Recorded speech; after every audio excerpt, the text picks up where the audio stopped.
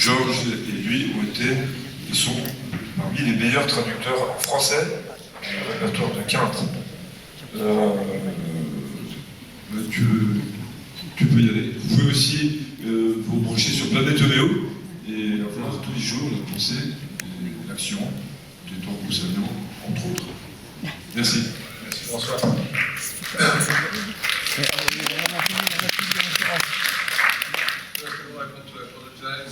My English friends, because I won't be able to speak English today because I want to save some time, and the density of the topic is so large that I prefer to speak French today. So sorry for not speaking English today. Donc, je vais passer en mode français. Et on va aborder aujourd'hui la nouvelle posologie, enfin ce que je trouve être un petit peu gonflé d'appeler de ma part la nouvelle posologie, puisque ça fait bientôt 2 siècles et demi que Hahnemann en a parlé à la découverte. Et pour vous résumer le problème, je pense que c'est un petit peu l'équivalent aujourd'hui pour un avion de voler avec une seule aile. Je pense que ça doit être assez gênant, je ne suis pas pilote, mais à mon avis on ne va pas aller trop loin avec une seule aile. Et c'est le problème de la posologie, c'est quelque chose qui est hérité de l'enseignement de Kant. Kant a eu une vision très swedenborgienne des choses, ça c'est un secret pour personne. Et pour Kant, l'idée c'est que peu importe la quantité de globules qu'on va administrer au patient, et le patient réagira de la même façon, puisque c'est une vision swedenborgienne de dire qu'on va progresser à un niveau de subtilité de la matière, de la simple substance, sans qu'il y ait pour autant de notion de quantité. Ce qui est évidemment totalement faux, chose que Hahnemann a déjà découverte déjà dans la première édition de Maladie chronique, où il explique qu'à la surface d'un simple globule médicamenté de CK, il y a déjà trop de principes actifs pour la plupart des patients. Donc on va essayer d'apprendre à voler avec 2 ailes, je pense que ça devrait nous aider, et j'espère n'offenser personne. Mon job dans ma petite existence ici, c'est d'essayer de vous supplier, qui m'écoutez, de juste bien vouloir vous réapproprier notre trésor commun, qui est l'organon. Parce que tu disais, Philippe, tout à l'heure qu'on manquait de concepts, et permets-moi juste de dire le contraire, c'est que nous manquons malheureusement de personnes qui aient étudié les concepts. Et à partir du moment où on n'a pas, pour la plupart du cas, étudié notre héritage commun hahnemannien, la question qui se posera, et à laquelle je vous prierai de répondre chacun, c'est à partir de quelle compréhension des travaux de Hahnemann peut-on dire je suis homéopathe ou pas. Je vous laisserai le soin de réfléchir à ça. Je voudrais tout d'abord vous parler de mes sources et remercier ici mes 2 grands amis que sont Charlotte Mester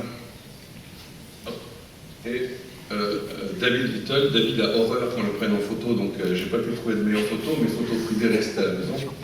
Ils m'ont énormément aidé à progresser dans le maniement de la dose liquide.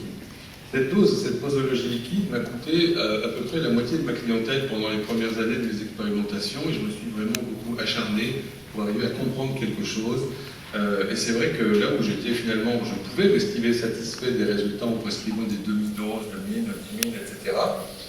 J'avais quand même beaucoup de problèmes pour arriver à terminer le traitement de patients en maladie chronique, et puis surtout d'équilibrer les traitements avec des réactions souvent épouvantables. Alors, on m'appelait Dr Poison aussi à l'époque.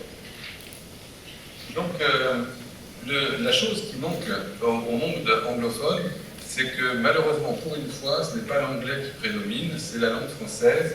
Et ce qu'on trouve comme information dans l'organon est tout juste suffisant pour utiliser la posologie liquide du nouvel organon. Et il faut avoir, si j'ose dire, regardé Hahnemann travailler pour comprendre mieux comment tout ça va pouvoir s'enchaîner correctement. Et la seule façon de faire ici, c'est d'aller à Stuttgart, commander les microfiches. Et bien entendu, je pense qu'il doit être pas dans la salle, il faut saluer ici mon vieux copain Bruno Lavorier, qui lui s'est tapé l'ensemble des volumes de consultation en français à Paris. Alors, je n'ai pas été jusque-là, mais à l'aide de David, j'ai aussi beaucoup progressé pour comprendre comment on peut distribuer cette dose sous forme liquide. En somme, ce que nous dit Hahnemann, et on va voir ça dans l'organon très précisément, c'est que trouver, si je peux dire, un médicament n'est que la moitié du travail. Il faut absolument arriver à comprendre, à analyser, à utiliser même la façon dont le patient, qu'est-ce qui me prend de vous parler de données en liquide là où des granules pourraient suffire, comment doit-on l'utiliser, Et ce que je vous demanderais de retenir, c'est les deux notions absolument fondamentales que sont la quantité minimale et la zone thérapeutique utile pour chaque traitement homéopathique. Tout ceci est connecté étroitement avec la notion d'aggravation homéopathique. Il faut qu'on comprenne le cheminement de Hahnemann de découverte en découverte. Là aussi, je vous en supplie, ayons la modestie d'étudier la pensée d'un génie avant de chercher ailleurs, dans l'espoir peut-être de faire mieux. Et je voudrais juste en un mot vous dire comment le problème est très magnifiquement, je trouve, ramené par Adolf Lipp, qui fait partie des héros que j'admire dans le monde homéopathique. Adolf Lipp a dit ceci, vous savez sans doute, vous connaissez Lipp, hein, Lipp a été surnommé le prince des prescripteurs. C'est-à-dire que c'était un double jeu de mots, il était lui-même prince et en même temps c'était l'un des plus grands prescripteurs, peut-être même meilleur que Hahnemann, que la Terre ait porté. Et donc, il a dit ceci, il a fallu plus de 50 ans pour un génie comme Hahnemann, pour arriver à produire l'organon, et il ne connaissait pas le 6e organon. Et il a donc dit à Lipp que pour des gens normaux comme nous, et le commun des mortels, il est clair qu'on aurait besoin au moins de 50 années d'études et d'applications cliniques pour arriver à comprendre l'organon. Alors personnellement, je ne me sens pas meilleur que Lipp en tout cas. La pensée de Hahnemann, elle va être sans arrêt en évolution, et il est toujours intéressant, à titre historique, d'évoquer comment les organons, dans leurs différentes éditions, ont pu changer. Donc depuis 1790, vous savez, il traduit Cullen et il a l'intuition du Shinshona. Puis il publie en 96 l'essai sur le mot principe. Donc en 96, vous voyez qu'il a réfléchi et étudié pendant 6 années avant de publier. Ça vous laisse là aussi de quoi réfléchir quand vous voyez qu'actuellement les publications se font très très vite, en quelques semaines parfois. 6 années d'études et de réflexion avant de publier quelque chose. En 1935, la révolution commence, il met en doute toute l'homéopathie qui ne fonctionne pas dans les cas chroniques et il introduit la notion de miasme chronique et qui n'est pas, comme beaucoup de personnes le pensent, une théorie, mais simplement un fait. On constate la régression d'un symptôme périphérique et à la place, on voit le développement d'une maladie chronique. En rien, il s'agit d'une théorie. Par contre, il faudra comprendre que la maladie chronique, telle que Hahnemann l'enseigne, est avant tout une vision infectieuse de la maladie chronique, ce qui est tout à fait passionnant. Et enfin, dès 1838, on va avoir le développement d'un nouveau chamboulement dans l'homéopathie, avec la notion à la fois de contrôle de la dose qu'on va prescrire, c'est-à-dire en fait de la quantité de dynamisation, et la dynamisation elle-même, en secouant plus ou moins à nouveau le flacon devant chaque prise. En même temps, c'est à cette période qu'on commence à voir apparaître la nouvelle échelle LM, ou Q, ou quinquage millésimal, comme je voudrais l'appeler. On a la preuve dans les fiches DF16 d'un dénommé Eugène qui reçoit sulfure en LM1 en 1838. C'est la toute plus ancienne trace de prescription de LM qu'on ait dans les prescriptions de Hahnemann. Alors pourquoi la dose liquide à nouveau? Je vais tenter de répondre à la question. Eh bien c'est simple, c'est que la dose liquide va nous permettre pour une fois d'aller vraiment jusqu'au bout de l'individualisation. On va avoir la souplesse, enfin, de pouvoir adapter la posologie, la prescription à tous les cas, qu'ils soient simples, qu'ils soient compliqués, qu'ils soient chroniques, qu'ils soient aigus, que ce soit des maladies auto-immunes, des cancers, de l'allergie, tout ce que vous voudrez. On va pouvoir affiner la prescription au-delà de ce que le minimum nous demande, le minimum étant la moitié finalement du chemin avant l'adaptation de la dose. On va obtenir des guérisons accélérées. C'est absolument incroyable de voir la vitesse avec laquelle les gens vont réagir quand on leur administre sous forme liquide ou olfactive le médicament. Et surtout, ça va nous permettre de contrôler les effets du traitement. Contrôler les effets du traitement, c'est-à-dire que jusqu'à présent, c'est un petit peu comme si on se lançait dans un bobsleigh, comme ça, à fond la caisse, sans même avoir la notion qu'il existe des freins. Et bien là, on va pouvoir modérer la vitesse et varier la vitesse, freiner quand c'est besoin, accélérer si on en a besoin. Enfin, le point qui est très important et qui a été un petit peu aussi méconnu en n'étudiant pas assez l'organon, c'est que finalement, ce que le maître enseigne ici, c'est la manière de pouvoir guérir les gens sans pour forcément avoir le simillimum le plus absolu. En d'autres termes, la dose liquide, comme elle va nous permettre de modérer des réactions désagréables, la dose liquide va nous permettre d'utiliser même des médicaments partiellement similaires. En d'autres termes, Hahnemann, toujours très pragmatique, défonce complètement l'idée du simillimum absolu d'une personne, puisqu'on pourra obtenir une guérison. En termes mathématiques, l'idée c'est une somme de Riemann, une somme riemannienne. Vous allez avoir une approximation, une succession d'approximations qui va permettre d'amener finalement une guérison. Donc on a plusieurs chemins pour arriver à Rome. Et ça, ce n'est que la dose liquide qui permet d'obtenir ce résultat. Donc basiquement, toujours pour rester très pratique, parce que je voudrais qu'au terme de ce petit exposé, pour lequel je m'excuse de la brièveté, parce qu'on pourrait développer chaque point à l'infini, je voudrais que vous puissiez au moins, dans votre pratique, avoir une arme nouvelle et puis que vous puissiez tester à votre tour. Donc on fait toujours une dose standard, vous voyez qu'on a quand même quelques standards. On met en gros 2 globules de LM pour 200 ml, ce qui est une potion déjà un petit peu diluée, on peut la faire plus concentrée aussi. À chaque prise, ça variera suivant les cas, on fera de 2 à 12 secousses. On prend généralement une goutte de cette solution et on la dilue dans un seul verre d'eau, donc 20 centilitres d'eau. Et du verre d'eau, en général, on administre une goutte de cette substance. Voilà. Donc là, vous voyez, tout de suite, normalement, vous devrez déjà avoir une sorte de dictus qui doit vous saisir. Vous devez tous vous dire, mais est-ce que ça va suffire pour traiter les gens? Et c'est le problème de la dose liquide, c'est qu'elle va bouleverser nos préjugés. Toujours concrètement, Hahnemann, donc, l'ensemble de sa façon de travailler avec les doses quand on l'étudie à Paris, Hahnemann ouvre ses cas, la plupart du temps, quand c'est en LM, de LM1 à LM3. Alors vous appelez Q1, Q3 comme vous voudrez, mais c'est de LM1 à LM3. Et l'expérience montre qu'une simple LM1 est déjà largement suffisante. Donc là encore, vous n'avez certainement pas à démarrer des cas avec des LM13, LM30 ou que sais-je. Là encore, je vous demande d'étudier et de déjà imiter ce que faisait Hahnemann à Paris avec des résultats tout à fait étonnants. Et ensuite, c'est très simple, l'échelle LM, on la continue degré par degré, on passe de LM1 à LM2 et ainsi de suite. Alors, la quantité se varie absolument à volonté. Donc le patient va réagir trop. Une millionième dilution, c'est-à-dire une 3CH qu'on va mettre en solution dans 100 gouttes d'eau, on va sortir une goutte, la faire sécher sur 500 grammes. Donc, en gros, on va dire qu'une LM1 se rapproche de 4CH sur le papier. Mais en réalité, l'impact d'une LM1, suivant le nombre de secousses que vous allez donner, la plus ou moins grande dilution dans laquelle vous allez la préparer, eh bien cet impact va varier cliniquement entre l'effet d'une 30 CH ou d'une 200. C'est tout à fait impressionnant, et le problème des LM, c'est qu'elles vont remettre en cause tous nos vieux préjugés. Et que vous allez infliger, forcément l'organisme va réagir par le biais de la force vitale, et on va avoir une aggravation. Et l'aggravation est donc absolument au cœur de toutes les réactions homéopathiques. Homéopathie rime avec aggravation. L'aggravation, en fait, est notre sonar. La façon dont le patient va réagir, les symptômes qui vont survenir, le délai dans lequel ils surviennent, la nature des symptômes, va nous informer précisément sur l'état interne du patient et de la pathologie à traiter. On va distinguer 2 types d'aggravation, similaires ou dissimilaires. Ici, je vais vous discuter de l'aggravation en fonction de l'homéopathicité. Je suis un peu surpris, c'est vrai, qu'aujourd'hui, je n'ai pour l'instant pas entendu parler de la notion d'homéopathicité.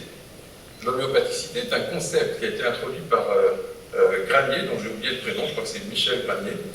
Et Granier, dans son homéolexique, définit l'homéopathicité en somme comme la quantité de ressemblance d'un médicament avec le cas.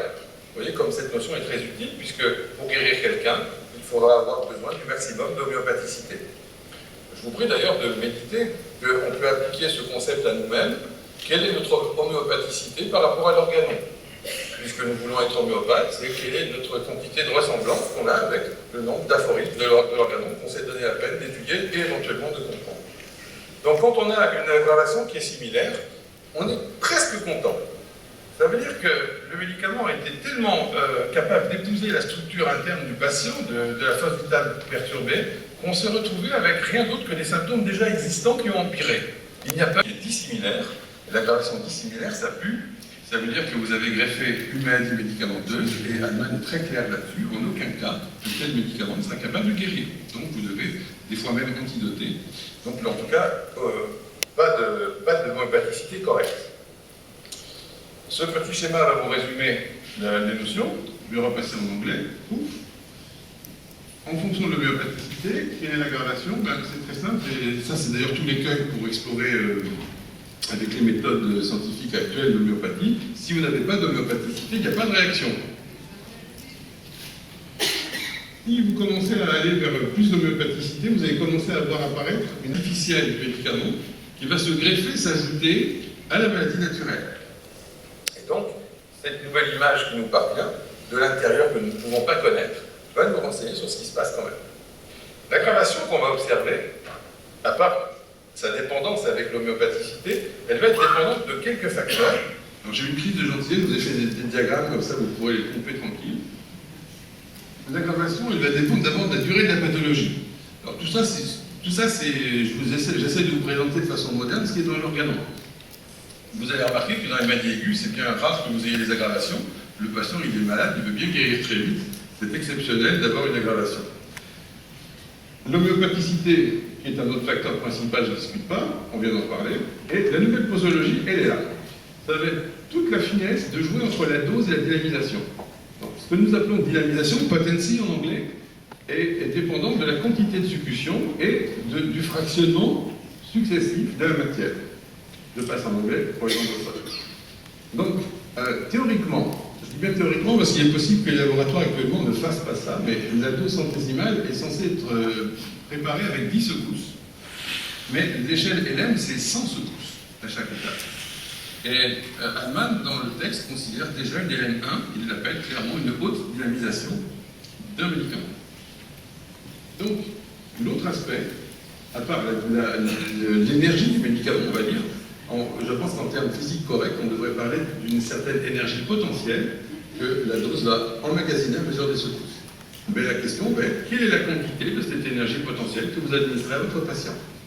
Eh bien, c'est donc tout le problème de la dose, ou, si vous préférez, de la quantité de puissance médicinale. Bien sûr, c'est dépendant du nombre de granules, de la densité de la solution, etc. etc. Alors, si vous avez, je vous répète, une aggravation dissimilaire, fuyez, ça pue, c'est pas le bon remède, ça ne pourra jamais être le remède correct. Si vous avez initialement une aggravation similaire, c'est partiellement correct, ça veut dire que, ok, le choix en similitude est correct, on a une bonne homéopathicité, mais la quantité est déjà excessive parce que vous avez provoqué une réaction déjà gênante d'aggravation semblable. Donc maintenant, le premier facteur qu'on va étudier de la nouvelle dose, c'est la dynamisation. Eh bien, je l'appelle un peu le feu roulant de la nouvelle posologie. Vous voyez, ça fait 100 ans qu'on a fini de s'étriper en Europe. C'est vraiment cette notion de l'artillerie qui va vous bombarder 100 mètres devant vous, 150 mètres après, etc. Eh bien, c'est ce qui va se passer avec la dynamisation. Vous allez, avant chaque prise, augmenter légèrement le degré de dynamisation de la prise. La dose a changé d'un médicament. Et vous voyez que ça pose des questions par rapport à ce qu'on veut bien faire, de ce qu'Hahnemann nous demande de faire, ou ce qu'on ne veut pas regarder. Ça, c'est à chacun de répondre à cette question. La force vitale n'accepte pas de telles doses inchangées sans résistance. Il dit ailleurs qu'à tel point, toujours encore dans 247, le patient peut se retrouver encore plus malade qu'il ne l'était initialement. Parce que littéralement, vous avez pourré bombarder une dose, et qu'est-ce qui se passe? C'est que l'accumulation de mêmes doses identiques sur le plan de la dynamisation va provoquer un effet toxique, va provoquer en fait un effet pathogénétique. Et pour conclure, il est impossible de faire un pas de plus de la guérison, mais uniquement de produire une véritable aggravation de l'état du patient. Alors évidemment, comme Hahnemann est un génie, il a trouvé la solution, à nous on ne fait que suivre. La solution, c'est que, comme je vous l'ai dit, on va augmenter les secousses par les secousses à chaque prise. On va légèrement décaler la dynamisation par rapport à la dose précédente. Évidemment, vous l'avez tout de suite compris, une petite mamie de 92 ans qui a besoin de phosphorus, on ne va peut-être pas lui donner 50 secousses. Un gros baraquet costaud qui est déménageur, eh ben, on n'aura aucun problème à lui faire péter 8 secousses, 10 secousses ou plus. C'est tout à fait clinique et c'est une adaptation de votre femme.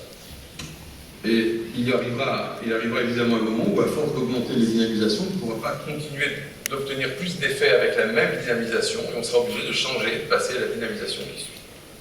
Donc maintenant la dose, qui est le deuxième aspect de la posologie, c'est-à-dire la quantité de dynamisation ou la quantité de puissance pharmacodynamique. Alors, je vous prie de bien méditer ce passage, parce que là encore, je m'excuse, tout ce que je fais, c'est d'être le perroquet de Hahnemann, et je vous demande d'essayer de suivre ce que raconte Hahnemann, avant de vouloir essayer autre chose et céder aux pratiques de la mode. Parce que ce que Hahnemann nous dit n'est malheureusement pas démodable, c'est peut-être le plus grand reproche qu'on peut lui faire. Le fait, dit-il, qu'un médicament soit adapté ne dépend pas seulement de sa sélection homéopathique précise, mais tout autant, il n'a pas dit éventuellement, partiellement ou à 3%, il a dit tout autant de sa quantité adéquate, ou plus exactement de l'exiguïté de la dose. Si on administre une dose trop forte, même d'un remède parfaitement choisi homéopathiquement, la dose va nuire infailliblement au malade par le seul fait de sa quantité. Donc, comme je vous le disais en préambule, le piège classique, c'est toujours d'avoir la peur de n'en donner pas assez, alors que je vous rappelle que si vous avez le choix d'un médicament homéopathiquement ciblé, vous avez une telle idiosyncrasie, une telle sensibilité du patient par rapport à la substance, que même une trace infime va déjà le faire réagir. Et Hahnemann est très clair, il dit que c'est celui ou celle qui surmonte ce préjugé qui permet de définir ce qui est vraiment comme homéopathe ou pas. Très rapidement maintenant, c'est pour vous dire que l'homéopathie s'enracine encore plus profondément dans la science et dans la physique, parce que cette quantité minimale pour faire bouger le cas n'est rien d'autre que la transcription biologique du principe de moindre action. Le principe de moindre action qui a été décrit par Maupertuis, là il est dans sa tenue Lacan parce qu'il est allé au pôle Nord mesurer l'arc du méridien, il a prouvé que Newton avait raison, c'est-à-dire que la Terre est aplatie au pôle. Et donc l'idée c'est que c'est absolument impensable de voir que toutes nos équations en physique dépendent du principe de moindre action. Quand il y a un changement, c'est toujours la quantité d'énergie minimale qui va être mise en cause, et c'est toujours vrai, même au niveau quantique, et même surtout au niveau quantique. Donc l'homéopathie permet de satisfaire ce principe de base de tout l'univers. Il va falloir apporter la quantité d'énergie minimale pour faire bouger la chose. Et Hahnemann pose la question, quelle est la quantité minimale de chaque dose de médicament? Eh bien, j'ai le plaisir de vous dire que je n'ai pas de réponse à vous apporter. Je préfère aujourd'hui surtout vous pouvez poser les questions. Et la quantité minimale sera adaptée à chaque cas. Donc, le but du jeu, pour nous, va être d'explorer et d'exploiter, comme des salauds, toute la zone thérapeutique qui va exister entre, ici, la quantité minimale pour faire réagir le patient. Alors, vous pensez que si vous mettez un globule dans l'eau du lac de Genève et que vous léchez en face de la rive, il y a peu de chances que votre patient réagisse. Donc, il y a des limites à la dilution. Mais dans la posologie que je vous ai indiquée, vous avez déjà plus qu'il n'en faut de puissance active.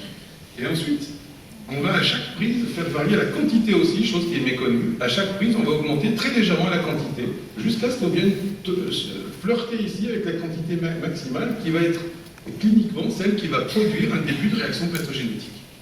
Donc ici, vous avez toute cette marge thérapeutique qu'il faut explorer pour un palier de dynamisation de vie. Voilà. Et je vous ai résumé ici le fruit de toutes mes petites souffrances personnelles à travers je ne sais pas combien de milliers mais même je crains de dire de dizaines de milliers de cas ratés.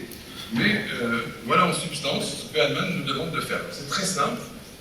La dose initialement, on lui fait en quantité de gouttes une de plus que la dose précédente. Donc quand vous êtes à la dose 1, vous démarrez par une goutte. Vous faites en général 2 secousses pour des personnes moyennement sensibles, parce que ce qui était vrai à l'époque de Hahnemann, où les gens étaient plus solides, avaient besoin de plus de secousses, aujourd'hui les gens sont devenus hypersensibles, et souvent déjà 2 secousses, ça suffit, et ceux qui en font 3 le payent souvent un peu cher. On a ensuite un délai maximum de 4 jours. Pourquoi 4 jours? Parce que j'ai pas malheureusement eu de révélation sur le chemin de Damas, c'est juste que vous avez un magnifique cas clinique. Les gens réagissent en général les jours impairs, c'est-à-dire premier jour, celui de la prise, 3e jour, 5e jour, etc. Donc raisonnablement, si le patient n'a pas réagi au-delà du 3e jour, on peut répéter la dose. Qu'est-ce qu'on fait dans ce cas-là? On va insister un peu plus, on va lui donner plus de gouttes et de secousses, et surtout, quelque chose sur lequel, à mon sens, on n'insiste jamais assez dans l'enseignement, c'est-à-dire on va rechercher un antidotage. Si le patient n'a pas réagi, il est très possible qu'il y ait eu un effet d'antidotage qui l'empêche de réagir à sa dose. Ensuite, s'il y a eu réaction à la prise, eh bien, soit on a une amélioration, soit au contraire, ça a empiré. Si le patient est amélioré, ben c'est génial, c'est tout ce qu'on demande, vous avez bien choisi le remède, vous avez donné une bonne posologie, on est heureux. Dans ce cas-là, on regarde combien de temps le patient va mieux. Et puis, à partir du moment où il commence à se redégrader, on va répéter gentiment. Et vous allez définir comme ça un intervalle de temps sur lequel vous allez pouvoir répéter tous les 4 jours, 5 jours. Une élément peut faire du bien entre 3 et 5 jours en général. S'il y a aggravation, là, on commence à se poser des questions. Si l'aggravation est similaire et immédiate, ça veut dire que tout de suite après la dose, le patient a réagi en aggravation. C'est ce que vous voyez faire usuellement quand vous avez prescrit la bonne dose. C'est juste que vous en avez donné beaucoup trop. Dans ce cas-là, la réaction, ça va être de diminuer le nombre de gouttes, diminuer le nombre de secousses, d'attendre que ça se calme. Et on peut aussi essayer la friction électro qui fonctionne très bien pour calmer la réaction. Ensuite, si ça ne suffit pas, on diminue la dynamisation. Ça veut dire qu'il n'est pas recommandé sur un cas fragile d'attaquer par une trop haute dynamisation. Et enfin, et là je n'ai pas le temps de développer, c'est la complémentarité entre l'échelle LM et centésimale, qui est quelque chose qu'on va utiliser tous les jours, suivant les cas. Enfin, quand le patient n'avait pas arrêté d'aller de mieux en mieux et qu'à un moment donné il fait quelques signes pathogénétiques, ça veut dire que vous avez fini d'explorer sa zone thérapeutique, on arrête les prises, on peut donner un peu de placebo, et si des symptômes commencent à repointer le museau, eh ben, il n'y a plus qu'à monter à la LM suivante. Voilà. Et pour la réaction dissimulaire, comme je vous dis, ça pue, c'est-à-dire que vous êtes planté, il ne vous reste plus qu'à revoir le cas et peut-être à antidoter. Voilà. Merci pour votre attention.